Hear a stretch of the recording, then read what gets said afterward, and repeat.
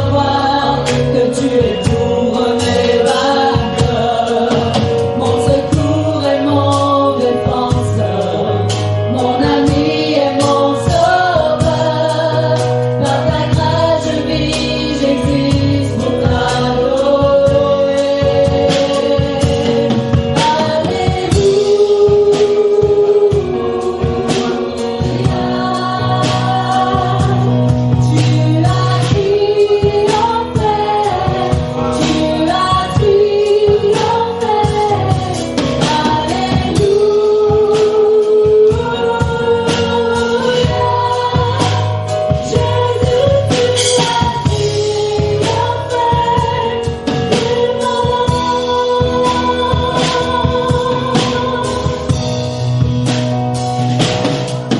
Quand j'entends louer ta grandeur, devant toi je me prosterne, et la peur se tait devant toi. Tu es pour mes vainqueurs, que ta gloire inonde ce lieu, et que ta puissance déborde. Par ta grâce je vis, j'existe pour t'adorer.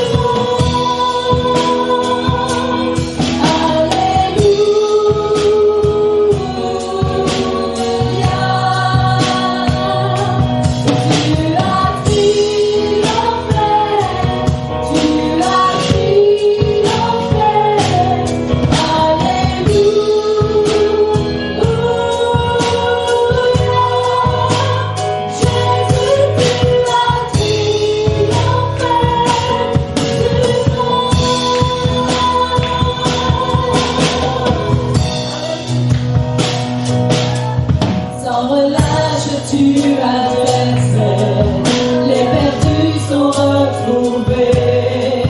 Tu ne seras jamais vaincu, car tu es pour mes vainqueurs.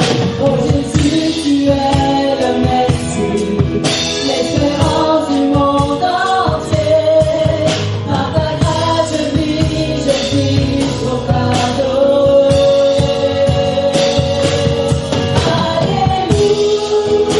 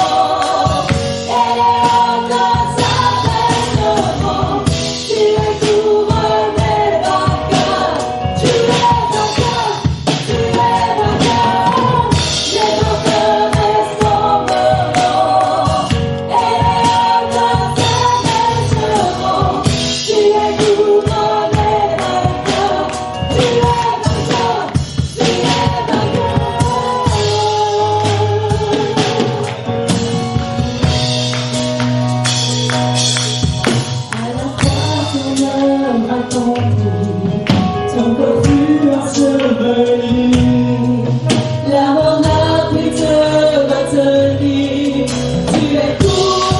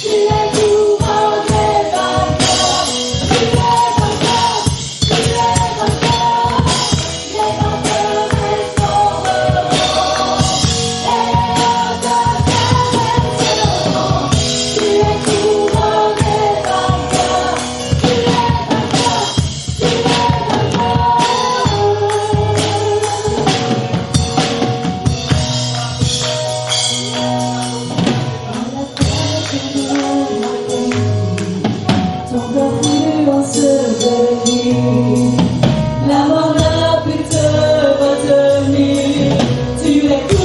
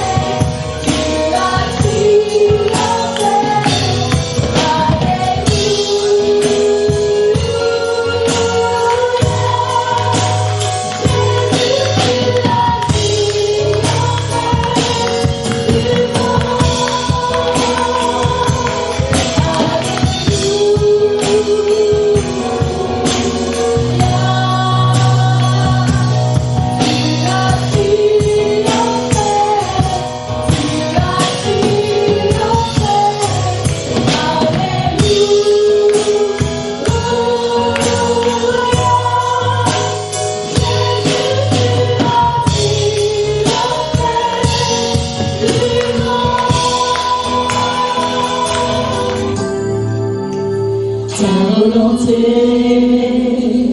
je veux faire ta volonté, t'aimer, t'adorer,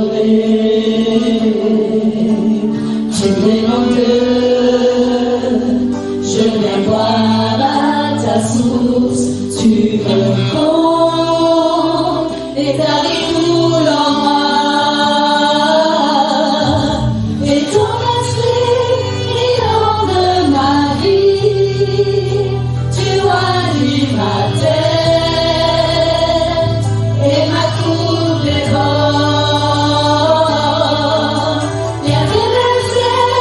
En toi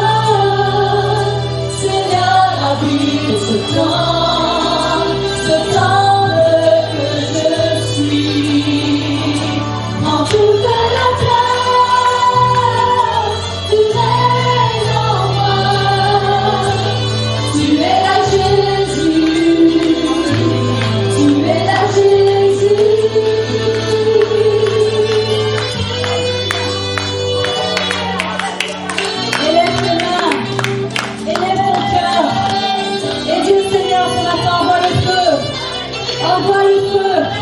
Habite ce temps. Habite dans ma vie ce matin.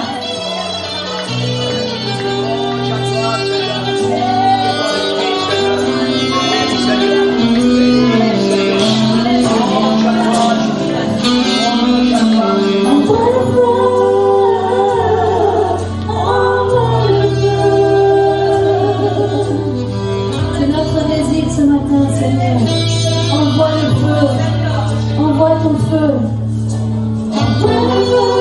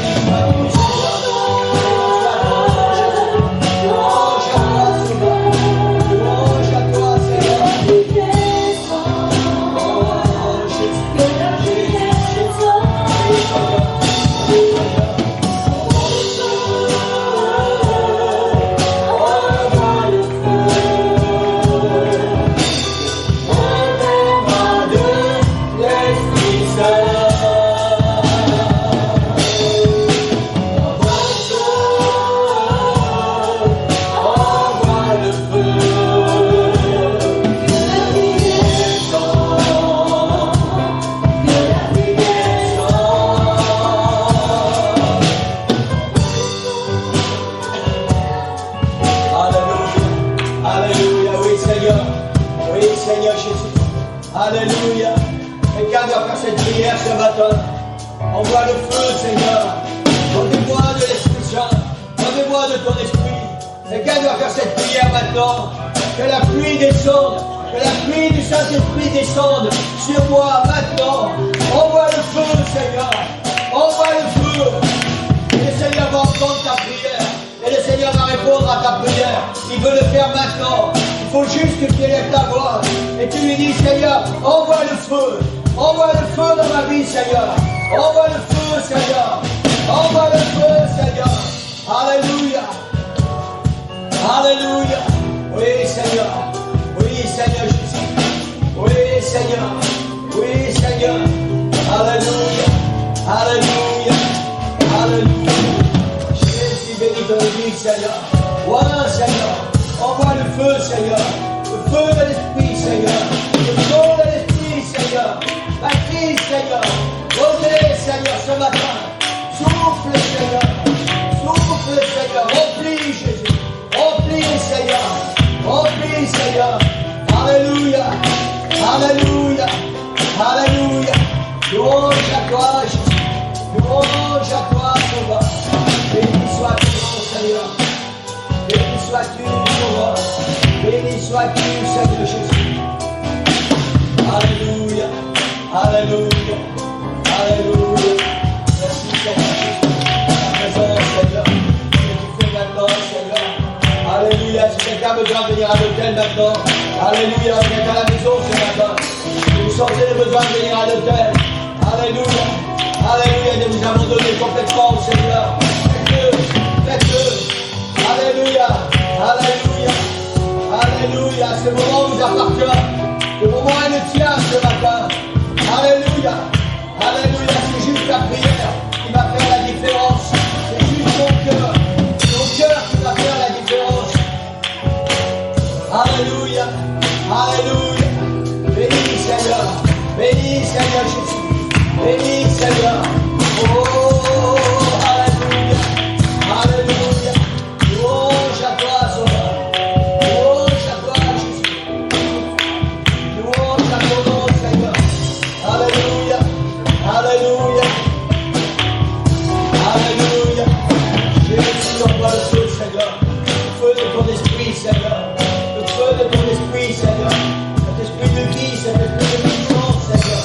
Cet esprit de puissance, Seigneur. Dont nous avons besoin, Seigneur. Dont ton Église a besoin, Seigneur. Alléluia. Alléluia. Alléluia. Alléluia. Alléluia. Alléluia. Oh Jésus. Laisse ton âme briller ce matin. Laisse ton âme briller. Pas seulement ta bouche et ton âme qu'il y a au plus profond de toi. Envoie le feu dans ma vie, Seigneur. Envoie le feu, Seigneur. Envoie le feu, Seigneur. Alléluia. Alléluia. Oh Jésus. Alléluia. Alléluia. Alléluia. Jésus, Jésus.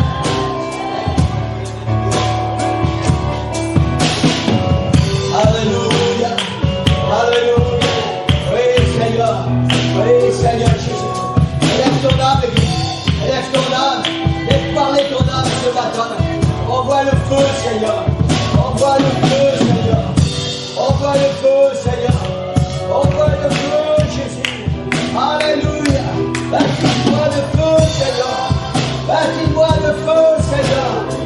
Alléluia. Alléluia. Oui, Seigneur. Oui, Seigneur Jésus. Louange à toi, Sauveur. Louange à toi, Jésus. Béni sois-tu, Sauveur. Béni sois-tu, Seigneur.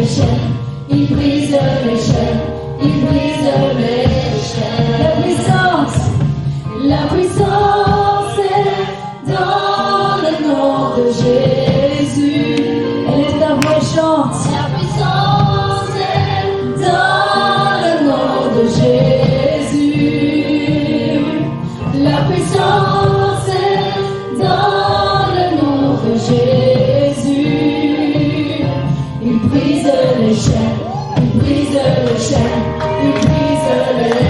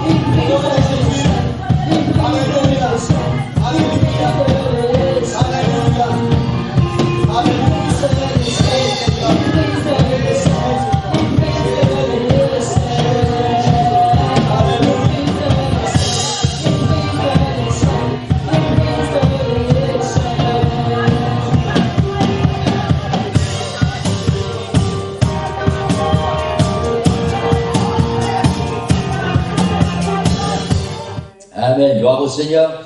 Amen. Donc on commence cette nouvelle série. Et voilà, la première diapo. Et vous savez comment ça se passe avec le Seigneur? Il y a des choses, vous ne savez pas pourquoi, mais vous savez que c'est ça. Voilà. Je n'ai pas compris hier soir, il était tard déjà, hein, c'est peut-être pour ça, M. West, j'avais déjà un œil au bureau et un œil dans le lit. Et puis, tôt ce matin, voilà, j'ai eu la chance ce matin, j'ai économisé les batteries de mon téléphone, parce qu'il n'a pas sonné, parce que le Seigneur m'a réveillé plus tôt. Et j'ai eu l'explication pour ça. Amen. Amen. Le titre de cette série, c'est « Les voleurs de réveil ». Cette photo, c'est une personne qui est dans une pièce sombre, qui est enfermée, et elle regarde vers la lumière. Et ce que le Seigneur m'a dit tôt ce matin, c'est ceci. Le diable est un voleur, et nous savons ça. Il n'a pas changé depuis tous les temps. Nous savons qu'il est un voleur et un menteur. Le diable est un voleur et il veut t'emprisonner, t'empêcher de vivre une vie épanouie, remplie du Saint-Esprit et de puissance. Le diable veut te tenir captif sous son joug. Amen. Kenza, il besoin que tu m'aides, s'il te plaît. Il besoin que tu viennes. 2 secondes. Merci pour ton aide. Amen. Je vais vous faire voir ce que le diable veut. Tu penches un peu en avant. Voilà. Il veut mettre sa main sur ton cou. Et il veut t'emmener là où lui, il veut. Il veut te rendre captif. Te mettre dans un endroit où tout est noir, où tu ne vois pas ce qui va se passer ailleurs, où tu ne vois pas la délivrance, où tu ne vois pas la liberté, où tu ne vois même pas si un jour ou l'autre tu vas pouvoir t'en sortir. Le diable veut mettre sa main sur ton cou et il te tient prisonnier. Il veut t'emprisonner. C'est ce que le diable veut. Amen. Alors il va venir voler. Merci Kenza. Il va venir voler. Amen. Le diable est un voleur. Depuis tous les temps, le diable est un voleur. Et tout ce que Dieu te donne, il vient et son seul objectif, c'est de te le voler. Et tu sais pourquoi? Parce qu'il ne veut pas que tu sois heureux. Parce qu'il ne veut pas que tu sois béni. Parce qu'il ne veut pas que tu sois épanoui. Parce qu'il veut que tu sois assujetti. Il veut dominer sur toi. Mais la Bible dit qu'à la croix, Jésus a pris la victoire sur toute la puissance de l'ennemi et les rôles sont inversés maintenant. Au lieu que ça soit le diable qui nous tienne par le cou, c'est nous qui devons le mettre sous nos pieds. Et ça, c'est un choix que nous devons faire. Il ne va pas venir se mettre sous tes pieds et dire vas-y, écrase-moi. Si vous attendez après ça, vous allez attendre longtemps. C'est un choix que nous devons faire. Amen. Et ça, c'est une réalité. Il veut t'emprisonner, il veut te mettre dans une prison où tu vas avoir des espoirs, où il y a des choses qui vont te faire rêver. Mais tu es là, tu es derrière cette clôture, derrière cette muraille, et tu es emprisonné.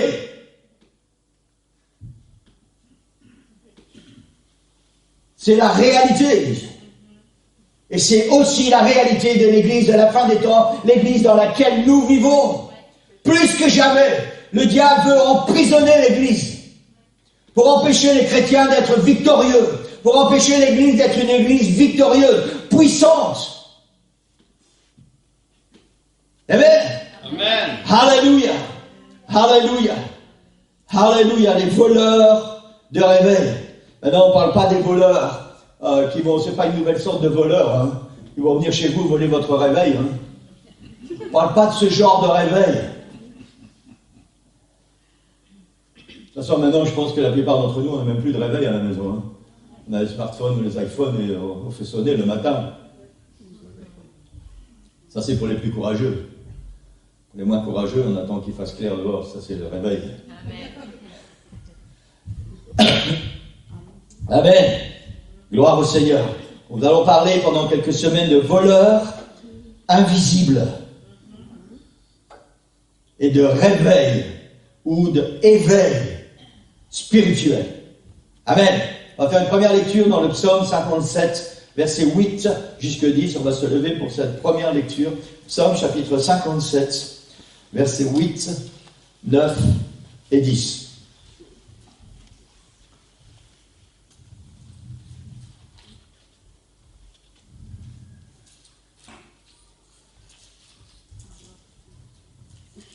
C'est bien, vous avez trouvé avant moi. Vous êtes parti dans les cantiques des cantiques. C'est pas le moment.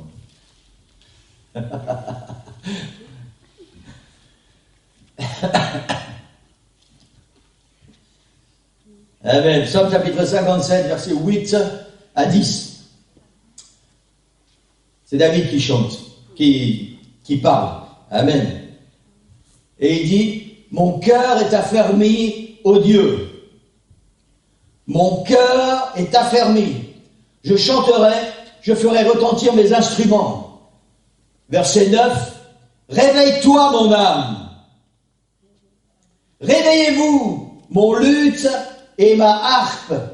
Je réveillerai l'aurore. Je te louerai parmi les peuples, Seigneur. Je te chanterai parmi les nations. Amen. Et je veux sortir 3 mots ou 4 mots ce matin de ces versets. Réveille-toi, mon âme. Réveille-toi, mon âme. Quelqu'un dit avec moi, réveille-toi, mon âme. Quelqu'un dit à son âme ce matin, réveille-toi, mon âme. Amen, au nom de Jésus. Alléluia, vous pouvez prendre place. Amen, on va parler bien évidemment ce matin du réveil spirituel. Amen. Peut-être pour certains ça peut sembler étrange. Peut-être que certains croient que, mais moi je vis dans le réveil.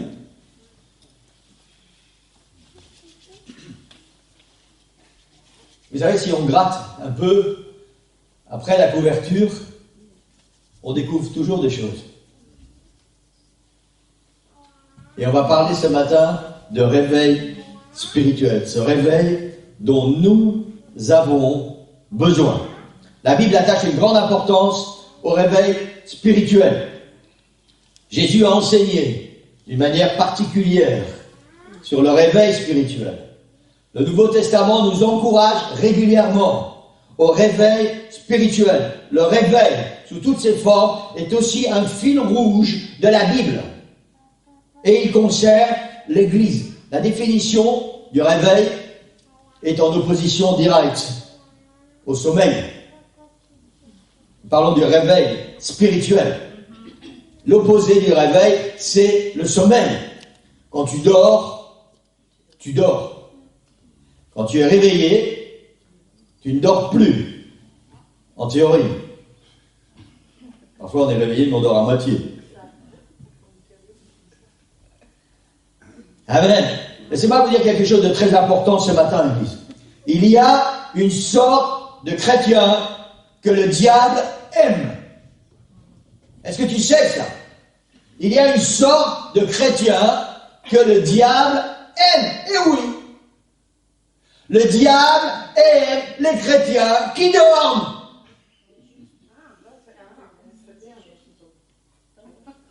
Parce que pendant que tu dors. Ça veut dire que tu n'es pas un enfant de Dieu. Nous parlons de dormir spirituellement. Nous ne parlons pas du repos dont notre corps a besoin. Nous parlons du sommeil spirituel. Et le diable aime, et oui, croyez-le ou non, le diable aime les chrétiens qui dorment. Parce qu'à partir du moment où un chrétien dort, il n'est plus l'ennemi du diable. Wow. Amen. Par contre, le diable voue une haine sans limite pour les chrétiens réveillés. Parce qu'alors il doit se battre. Il doit se battre, il doit se battre, il doit se battre, il doit se battre. Tout le temps et tout le temps et tout le temps. Et on lui donne du travail et on lui donne jamais de répit. Amen. Alléluia. Pour comprendre tout cela, ce matin, on va commencer par une question. Qu'est-ce que le réveil? Amen. On verra dans les autres semaines, dans les semaines qui vont suivre, quels sont les voleurs de réveil. Amen. Le réveil, selon la Bible, est une période d'effusion abondante du Saint-Esprit. Je remercie le Seigneur pour les chants qui ont été chantés ce matin.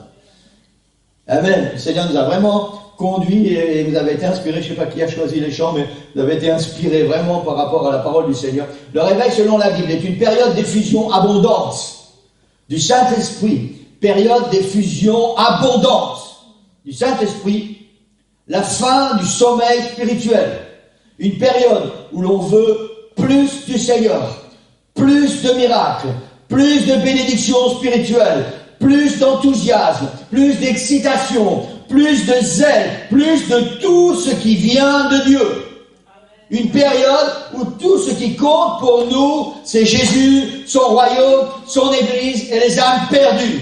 Une période où on est amoureux de Jésus. Les Québécois disent en amour. Une période où l'on est amoureux de Jésus. Ça, c'est le réveil.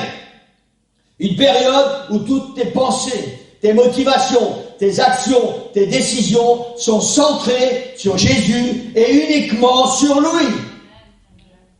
Le réveil est une période où tu réalises que tout ce qui t'entoure n'est que déchéance et que tu n'as pas ta place là-dedans. Le réveil est une période où l'Église est victorieuse, puissante, agissante, engagée dans le nom de Jésus par la puissance du Saint-Esprit. Le réveil est une période pendant laquelle tu quittes le sommeil spirituel pour vivre pleinement pour Jésus. Si vous vous sentez touché dans votre cœur, dites Amen ce matin. Amen.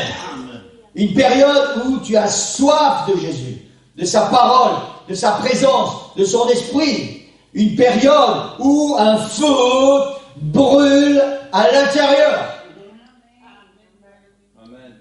Où un feu brûle à l'intérieur. Amen. Pourquoi j'ai employé régulièrement le mot période?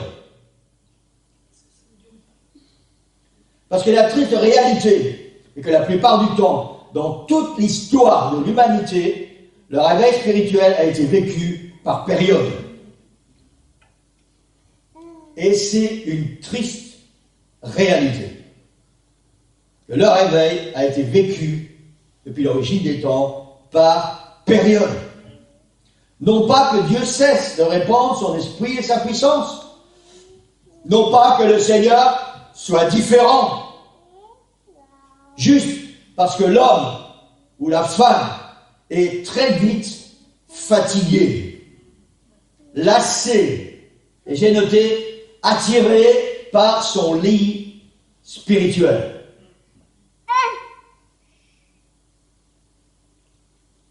La nature charnelle de l'homme est en général une nature paresseuse.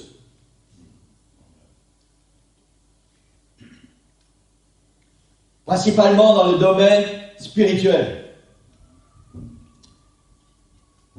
Cela a toujours existé et continue d'être réel encore aujourd'hui. Dans nos églises et dans l'église, dans les temps dans lesquels nous vivons. C'est toujours une triste réalité. Le réveil est une période, un laps de temps limité. Toute la Bible nous enseigne que la volonté éternelle de Dieu est que l'homme soit dirigé et conduit par le Saint-Esprit. L'Ancien Testament nous instruit comment l'homme s'est régulièrement éloigné de Dieu et comment chaque fois Dieu a envoyé des juges, des prophètes pour réveiller leur cœur. Chaque fois qu'il y avait cette période de déchéance, le Seigneur a envoyé des hommes et des femmes pour faire entrer son peuple, ses enfants, dans une nouvelle période de réveil. Mais chaque fois, ce réveil n'a été qu'une période. Parce que les hommes sont comme cela, ils se fatiguent vite, ils se lassent vite. Et ils ont vite envie d'arrêter de faire des efforts, en tout cas en ce qui concerne le domaine spirituel. Et l'histoire de l'Église du Nouveau Testament ne fait pas exception. Lisez le Nouveau Testament, lisez les Épîtres, regardez tout ce qui s'est passé. Et vous allez voir que déjà, dans l'Église primitive, il y avait du relâchement. Les Épîtres de Paul encouragent les églises à se battre, continuer d'aller de l'avant, continuer de laisser le Saint-Esprit vous conduire et vous diriger. Il reprend les églises qui se laissent aller. il dit, qu'est-ce qui s'est passé dans ta vie pour que tu aies ralenti comme ça, pour que tu aies laissé le doute et le sommeil venir s'installer. Et si nous regardons l'histoire de l'Église, depuis l'Église primitive jusqu'à nos jours, ça a été une succession de périodes de réveil. Parmi tous ces temps d'endormissement spirituel, de temps en temps, un homme s'est réveillé, il a lu la parole de Dieu, il a découvert des choses extraordinaires et il a commencé à proclamer la parole. Et puis il y a eu une période de réveil. Et très vite, cette période s'est à nouveau assoupie. Et ça, c'est l'histoire de l'Église. Depuis toujours. Et c'est encore l'histoire de l'Église aujourd'hui. Nous pouvons constater dans notre Église, sans aller chercher ailleurs, dans notre Église, que certains qui vivaient le réveil il y a quelques semaines, il y a quelques mois, sont repassés dans une période d'hibernation. Pourquoi? Parce que c'est la nature de l'homme. L'homme est paresseux, principalement spirituellement. Le chrétien est paresseux spirituellement. Église, nous devons admettre ce que nous sommes. Si nous ne réalisons pas ce que nous sommes, si nous n'avons pas l'honnêteté de nous regarder dans un miroir, alors nous n'allons jamais changer. Et ça, c'est une réalité. Amen. Et vous savez quoi? Il y a un espoir. Amen. Gloire au Seigneur. Il y a un espoir. Alléluia. Alléluia. Alléluia. Laissez-moi encore vous dire quelque chose de très important. La volonté de Dieu pour l'Église n'est pas que nous vivions, comprenez bien ce que je vais dire. La volonté de Dieu pour l'Église n'est pas que nous vivions une nouvelle période de réveil, mais que nous vivions dans la période de réveil final jusqu'à son retour. Ça veut dire entrer dans cette dernière période de réveil et ne pas la quitter jusqu'à ce que le Seigneur revienne nous chercher. Ça, c'est la volonté de Dieu pour notre Église. Entrer dans cette dernière période de réveil et y rester jusqu'à son retour. Amen. Pas juste une période où nous allons entrer et nous allons quitter. Non, non, non, non. Le Seigneur veut que nous puissions vivre cette période jusqu'à ce qu'il revienne. Sans jamais arrêter de nous battre pour lui. Amen. La volonté du Seigneur, son Église, est qu'elle vive le réveil en permanence et non pas encore une période de réveil. Alléluia. Et c'est possible, Église. C'est possible. Je sais que la vie est difficile. Plus que jamais, la vie est difficile. Nous sommes revenus exactement, c'est ce que la Bible dit, comme du temps de Noé, où la vie était très difficile, parce qu'il y avait une pression et une oppression diabolique sur le monde. Et cette pression et cette oppression, nous la vivons à nouveau. Et la Bible dit, comme du temps de Noé. Il en sera à la fin des temps comme du temps de Noé. Et nous vivons cette pression du diable et des démons, cette pression maléfique.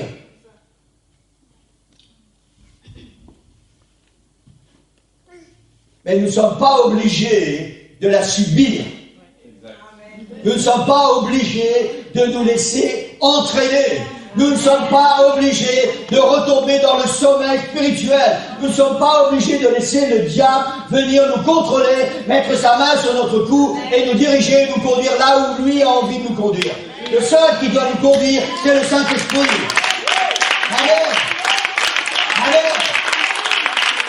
Alléluia. Gloire au Seigneur. Amen. Amen. La volonté de Dieu pour nous est prophétisée par le prophète Joël. Imaginez, le livre de Joël a été écrit entre 800 et 900 ans avant Jésus. Ça veut dire entre 1000 et 1100 ans par rapport à nous. Plus de 1000 ans avant. Les prophéties ont été données. Le prophète Joël, vous savez quoi? Il concerne l'Église dans laquelle nous vivons. Il concerne les temps dans lesquels nous vivons. Waouh! Ça veut dire qu'il y a plus de 1000 ans en arrière, le Seigneur était déjà concerné par nous ce matin. N'est-ce pas extraordinaire ça? Amen. Gloire au Seigneur. Dans Joël chapitre 2, verset 23, c'est la troisième diapo. Il dit, et vous, enfants de Sion, soyez dans l'allégresse et réjouissez-vous en l'Éternel, votre Dieu. Car il vous donnera la pluie en son temps, il vous enverra la pluie de la première et de l'arrière-saison comme autrefois. Quand la Bible parle de pluie au niveau prophétique, la Bible parle du Saint-Esprit, de l'effusion du Saint-Esprit. Et il dit, réjouissez-vous, car il vous donnera la pluie en son temps. Il vous enverra la pluie de la première et de l'arrière-saison comme autrefois. C'est une promesse dans ce livre de Joël qui concerne l'Église maintenant. Joël chapitre 3, versets 1 et 2. Certaines traductions, c'est Joël chapitre 2, verset 28. Ça dépend de la traduction que vous avez.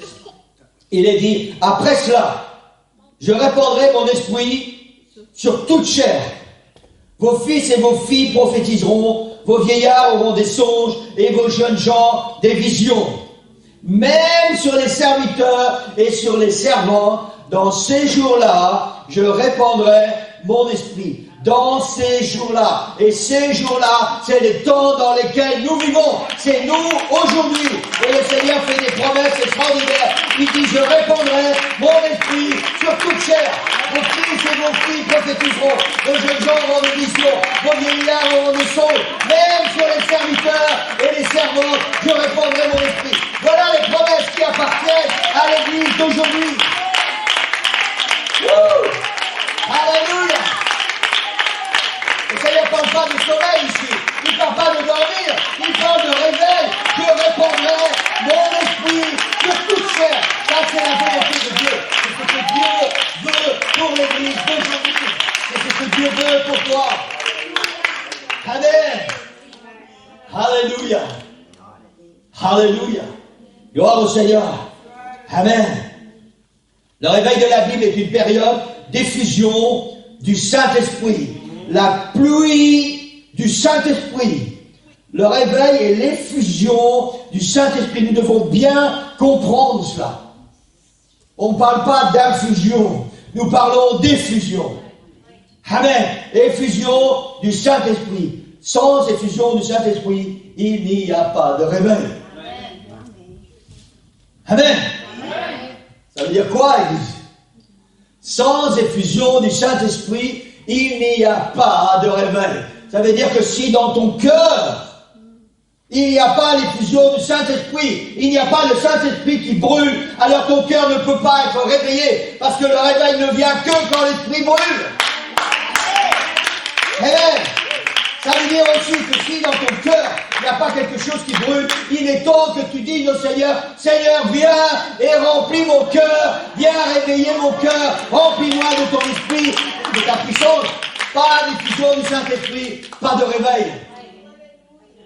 Ça veut dire par extension, pas de réveil spirituel dans ton cœur. Tu dors. Soyons réalistes. Tu dors. Alors tu deviens le chrétien que le diable aime. Et vous savez quoi? C'est pas vous, hein. Et moi, j'ai certainement pas envie de lui plaire. Le seul à qui je veux plaire, c'est au Seigneur Jésus-Christ.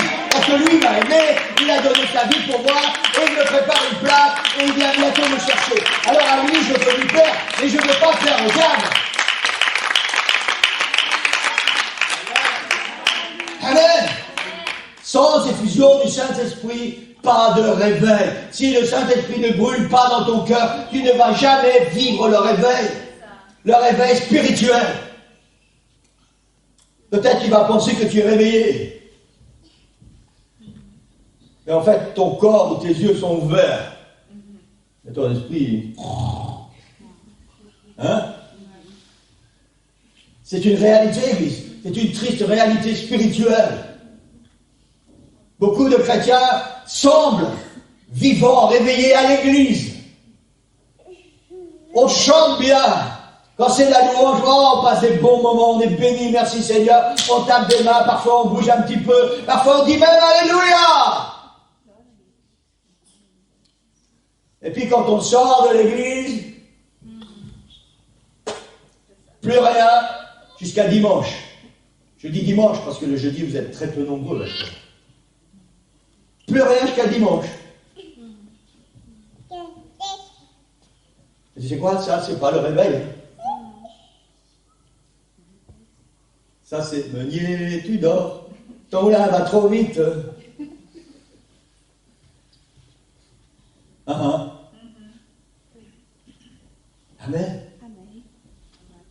Alléluia. J'essaie de mettre dans vos cœurs ce que le Seigneur met dans le mien. Vous savez, ces derniers temps, le diable est venu. Croyez-moi, il a travaillé avec ardeur. Il n'a pas ménagé ses peines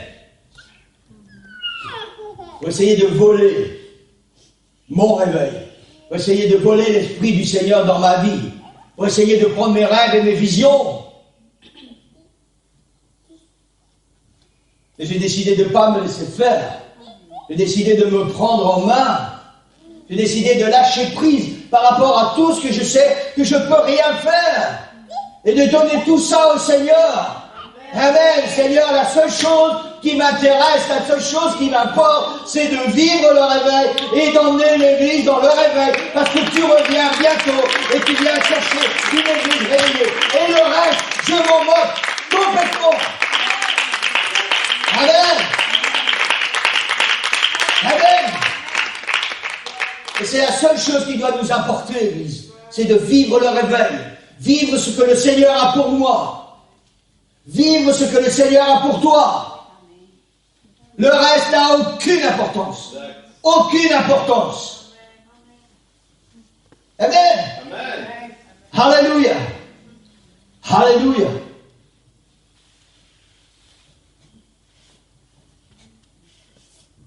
Laissez-moi vous dire encore quelque chose de très important, l'Église. L'Église dont la Bible parle, notre Église, l'Église dans les temps dans lesquels nous vivons. L'Église dont la Bible parle, la véritable Église de Jésus-Christ. Celle, Jésus a dit à Pierre, je vais bâtir mon Église sur ta déclaration de foi, et les portes de l'enfer n'auront aucun pouvoir sur elle. Cette Église de Jésus-Christ est une Église remplie de la puissance du Saint-Esprit, où elle n'est pas l'Église. Seule une Église remplie de la puissance du Saint-Esprit peut vivre le réveil et être une Église victorieuse. Seuls les chrétiens remplis de la puissance du Saint-Esprit peuvent vivre le réveil et être des chrétiens victorieux et seront enlevés lors du retour de Jésus. On ne parle pas ce matin des chrétiens du dimanche, ou du dimanche et du jeudi pour certains. Nous parlons de chrétiens engagés, de chrétiens qui vivent le réveil 24 heures sur 24, où que tu sois, peu importe ce que tu fais, peu importe avec qui tu es, il y a la puissance du Saint-Esprit qui est là dans ta vie, et qui te conduit, et qui te dirige, et c'est ça qui te fait marcher. Amen. Et c'est cette Église-là qui sera une Église victorieuse. Amen. Nous vivons, Église, dans un temps, et ça me désole, croyez-moi, ça me désole, ou même les églises pentecôtistes, ou même les églises apostoliques, vivent selon la lettre, et non plus selon l'esprit. On a acquis des habitudes spirituelles. On a acquis des attitudes spirituelles. On a acquis des vocabulaires spirituels. On a acquis un tas de choses parce qu'il faut faire comme ça, il faut faire comme ça, il faut donner ça, il faut donner ça, il faut donner ça. Et on prend même plus le temps, la plupart du temps, d'aller dans la présence du Seigneur. Seigneur, que dois-je faire et comment dois-je le faire?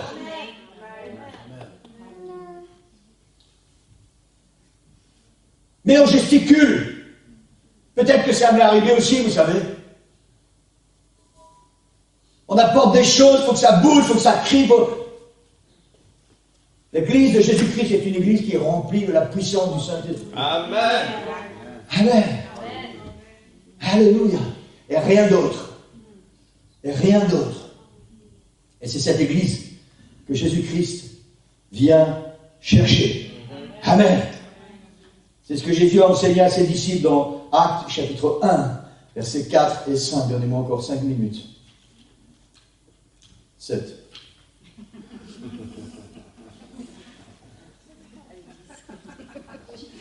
Bah oui, je pensais qu'il n'y avait plus qu'une page, mais encore une demi-page après. Ne ris pas, Christian, parce qu'un jour tu deviens prédicateur, tu vas passer par la même chose, tu verras. Quand tu es à la maison, tu vas toujours dire il n'y a pas assez. Et quand tu seras derrière le pupitre, il y a trop.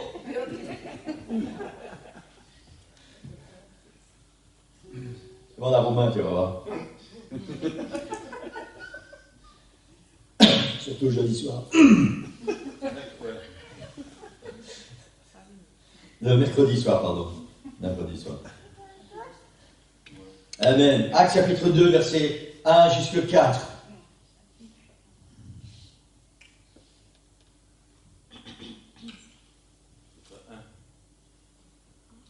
Pardon. Diapo 5. Actes chapitre 1, verset 4 en 5. Merci. Mais vous voyez, je voulais déjà aller trop vite, j'étais sur la page d'après. Comme il se trouvait, donc c'est Jésus, comme il se trouvait avec eux, il leur recommanda de ne pas s'éloigner de Jérusalem, mais d'attendre ce que le Père avait promis, ce que je vous ai annoncé, leur dit-il, car Jean a baptisé d'eau, mais vous, dans peu de jours, vous serez baptisés du Saint-Esprit. Au verset 8, le Seigneur dit, vous recevrez une puissance. Le Saint-Esprit survenant sur vous, et vous serez mes témoins à Jérusalem, dans toute la Judée, dans la Samarie et jusqu'aux extrémités de la terre. Le Seigneur est en train de construire son église sur la déclaration de foi de Pierre. Et le Seigneur dit à ses disciples, attendez, ne faites rien tant que vous n'avez pas reçu cette puissance du Saint-Esprit qui fera de vous de vrais témoins. L'église de Jésus-Christ ne peut pas être l'église de Jésus-Christ si elle n'est pas remplie de la puissance du Saint-Esprit.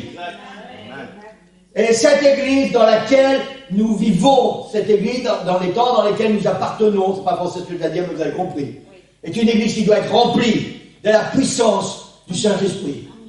Et c'est le seul moyen pour vivre le réveil. Parce que c'est l'église qui vit le réveil qui va partir. Amen. Waouh. Alléluia. La volonté du Seigneur pour chacun d'entre nous est que nous recevions cette puissance du Saint-Esprit pour vivre cette période de réveil spirituel de la fin des temps. La volonté du Seigneur est que chacun soit baptisé ou renouvelé du baptême du Saint-Esprit, et ça en permanence. Amen. C'est seulement avec la puissance du Saint-Esprit que nous pouvons vivre une vie de réveil spirituel. Amen. C'est seulement avec la puissance du Saint-Esprit que vous allez pouvoir passer à travers ce mur et aller voir ce qui se passe de l'autre côté, là où il y a la lumière. Si votre cœur n'est pas rempli de la puissance du Saint-Esprit, vous allez toujours rester derrière cette cloison. Il y a quelque chose d'extraordinaire derrière, mais vous êtes de l'autre côté. C'est seulement si tu es rempli de la puissance du Saint-Esprit. On ne parle pas d'un petit agissement de temps en temps. Rempli de la puissance du Saint-Esprit dans ta vie. Que tu vas pouvoir traverser et vivre pleinement la vie spirituelle. Et être prêt quand Jésus vient chercher son Église. Amen. Pas seulement une période de réveil. Église, nous devons vivre cette période de réveil. Parce qu'elle est prophétisée pour nous, l'Église, à la fin des temps. Donc nous devons vivre absolument cette période de réveil. Mais nous devons faire pour que cette période ne s'arrête pas jusqu'à ce que Jésus soit revenu. Une période sans fin, c'est illogique, c'est un non-sens. Parce qu'une période, par définition, ça commence et ça s'arrête. Mais nous devons vivre la dernière période qui va commencer maintenant et qui ne va pas terminer tant que Jésus n'est pas revenu. Et nous devons faire tous nos efforts pour rester impliqués dans cette marche avec le Seigneur. Amen. C'est la dernière période, l'Église. L'Église n'aura plus d'opportunité de vivre une autre période de réveil. C'est la dernière période prophétisée dans la Bible. Et nous sommes dans cette période. Voilà, je vous ai dit, on vit des temps extraordinaires, l'Église. Nous vivons des moments extraordinaires. Seulement, il faut se battre. Non seulement pour entrer dans cette période, mais pour ne pas la quitter. Cette période de réveil. Vivre sous la puissance et l'onction du Saint-Esprit en permanence. jour après jour, 24 heures sur 24, où que tu sois et quoi que tu fasses. Amen. Alléluia. Alléluia. Je vais vous dire encore une chose, l'Église, très importante. La puissance du Saint-Esprit, le baptême du Saint-Esprit, le réveil spirituel n'est pas une option pour l'Église. Exact. C'est une obligation pour participer à l'enlèvement et vivre les noces de l'agneau. Dans les semaines qui vont suivre, certainement, on aura l'occasion de revenir sur cette parabole des vierges folles et des vierges sages. Vous savez, la plus triste réalité qu'un chrétien pourra vivre, c'est de ne pas être prêt quand Jésus vient chercher son Église et de louper les noces de l'agneau. Parce que ça, c'est le but ultime de l'Église. Participer aux noces de l'agneau. Et malheureusement, ceux qui ne seront pas prêts quand Jésus vient chercher, il y a encore des gens qui seront sauvés, hein. C'est ce que la Bible nous enseigne. C'est pas parce qu'il y a des gens, des chrétiens qui ne vont pas partir quand Jésus vient, que plus tard ils ne seront pas sauvés. Il y a encore des gens qui seront sauvés. Ils devront donner leur vie. Ils devront payer un prix que je n'ose même pas imaginer. Et en plus, vont louper les noces de l'agneau. Vous savez, Jésus est en train de préparer ce festin depuis 2000 ans. Depuis 2000 ans, il est parti nous préparer une place et il est parti préparer ce festin pour nous, l'Église. Et ça serait tellement dommage de passer à côté. Tellement dommage. Mais pour vivre ça, il faut dans ton cœur qu'il y ait le réveil. Il faut être rempli de la puissance du Saint-Esprit. C'est pour ça que le baptême du Saint-Esprit, l'effusion du Saint-Esprit dans ta vie, la puissance du Saint-Esprit dans ta vie n'est pas une option, c'est une obligation. Si tu veux vivre le retour de Jésus, être enlevé et participer aux noces de l'agneau. Amen. Amen. On n'a même pas idée, Église, de ce qui va se passer pour ceux qui vont rester, qui seront sauvés. Le livre de l'Apocalypse nous parle de ça. Quand l'apôtre Jean demande, c'est quoi toutes ces âmes qui sont devant le trône? C'est ceux qui ont dû donner leur vie pendant la grande tribulation. Ils ont sauvé leur âme. Ils ont donné leur vie. Pas pour proclamer le nom de Jésus, hein. Pas pour témoigner ni prêcher l'évangile, juste pour dire je ne vais pas renier le Seigneur.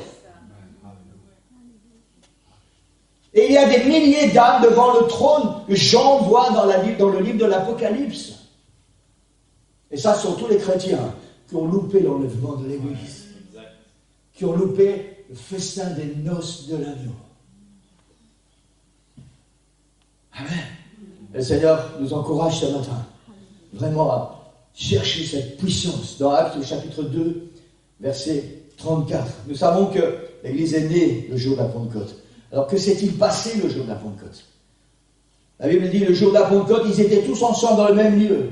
Tout à coup, il vint du ciel un bruit comme celui d'un vent impétueux. Vous connaissez ça par cœur, je suppose. Il remplit toute la maison où ils étaient assis. Des langues semblables à des langues de feu leur apparurent, séparées les unes des autres, et se posèrent sur chacun d'eux. Des langues semblables à des langues de feu. Nous parlons d'une puissance surnaturelle. Et ils furent tous remplis du Saint-Esprit et se mirent à parler en d'autres langues, selon que l'Esprit leur donnait de s'exprimer. Le jour de la Pentecôte, le jour où l'Église est née, ils ont tous, sans exception, été remplis du Saint-Esprit.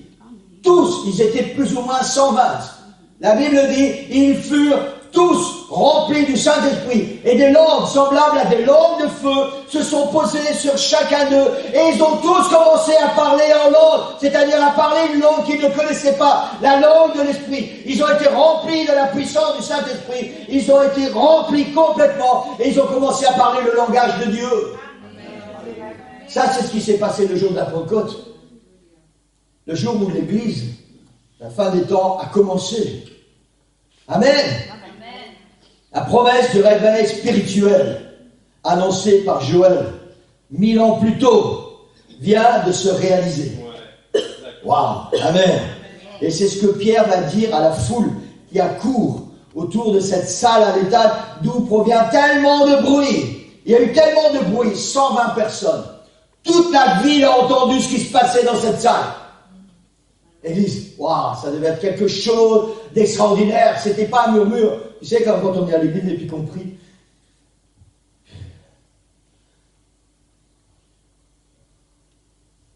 Parce que quelqu'un est trop près, hein, je ne veux pas qu'il entende ma prière. 120 personnes. Et la Bible dit que toute la ville est accourue parce qu'ils ont entendu ce bruit extraordinaire qui venait de cette chambre, de cette salle à l'étage. Au chapitre 2 du livre des Actes, versets 14 à 17.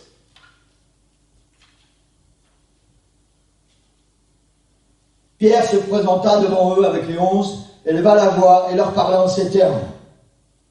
Hommes juifs, vous tous qui séjournez à Jérusalem, sachez ceci et prêtez l'oreille à mes paroles. Ces gens ne sont pas ivres, comme vous le supposez, car c'est la 3e heure du jour. Question, 3e heure du jour.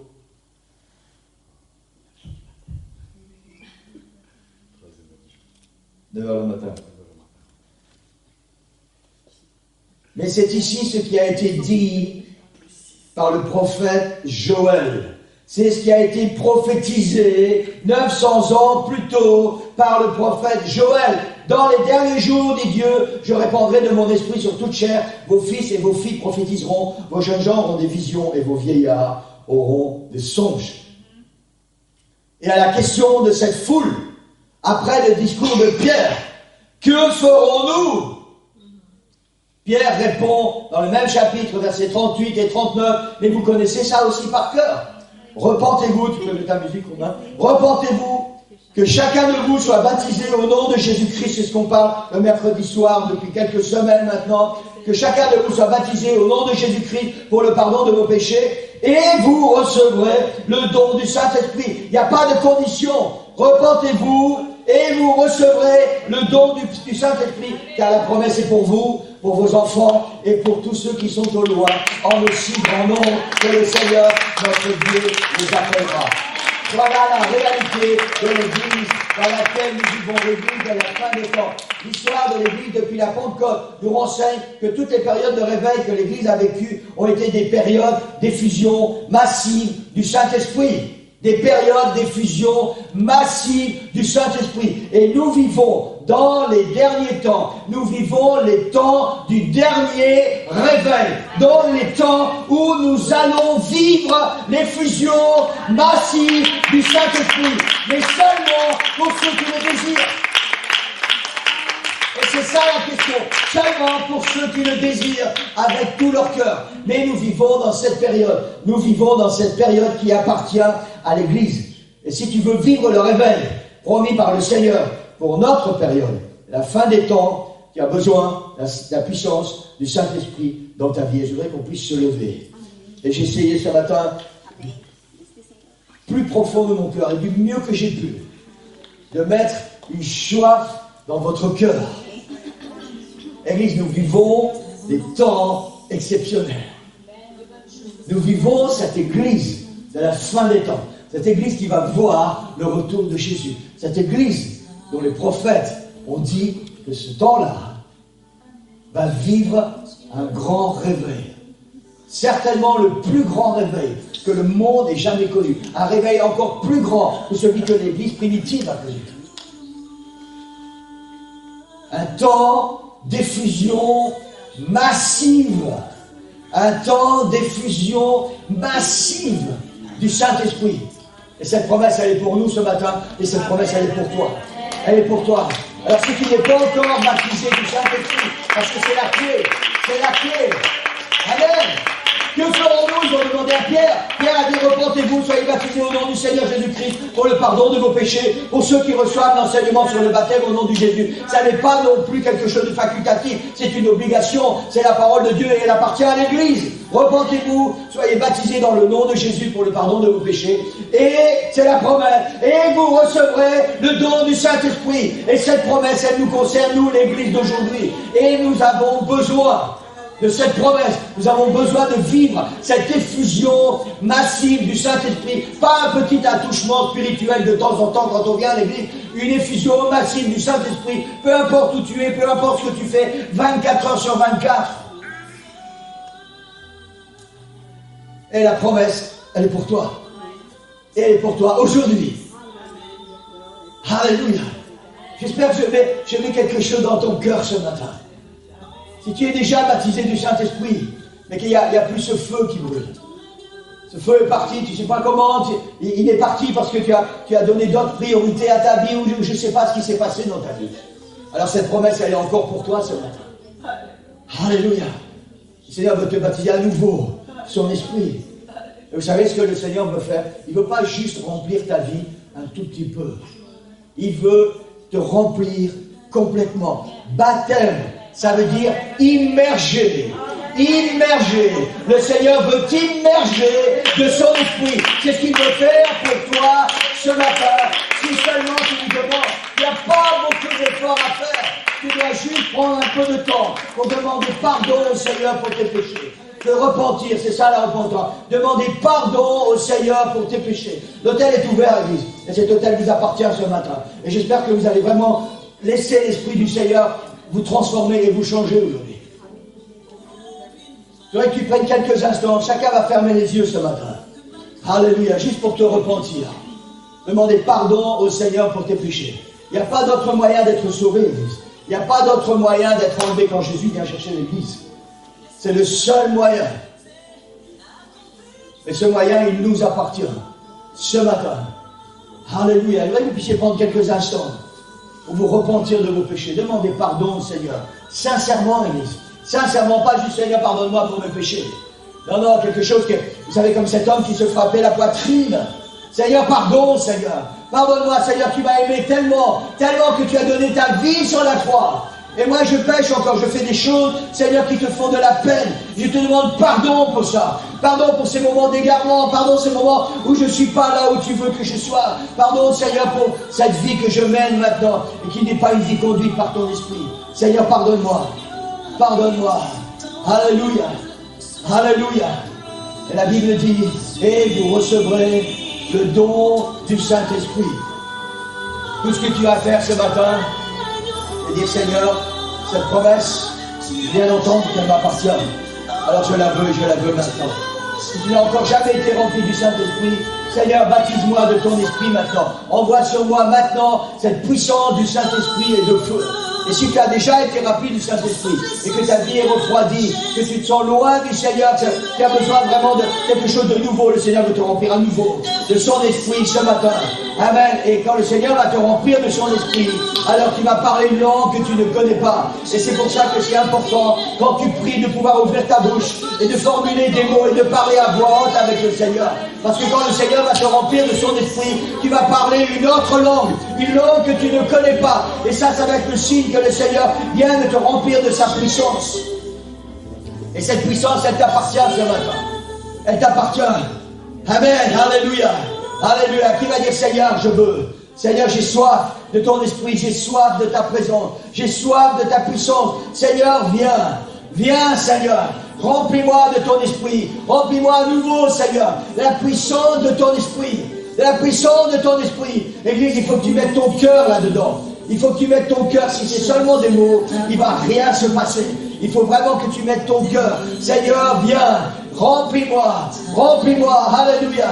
Avec ton âme. Il faut que tu parles au Seigneur avec ton âme. Seigneur, remplis-moi de ton esprit. Remplis-moi de ta puissance. Seigneur, j'ai soif de toi. J'ai soif de toi. Église, élève ta voix. Élève ta voix ce matin. Fais entendre ta voix au Seigneur. Et laisse l'Esprit de Dieu remplir ta vie. Laisse-le remplir ta vie. Maintenant, au nom de Jésus. Au nom de Jésus. Alléluia. Alléluia. Alléluia. Élève ta voix, Église. Élève ta voix. Alléluia.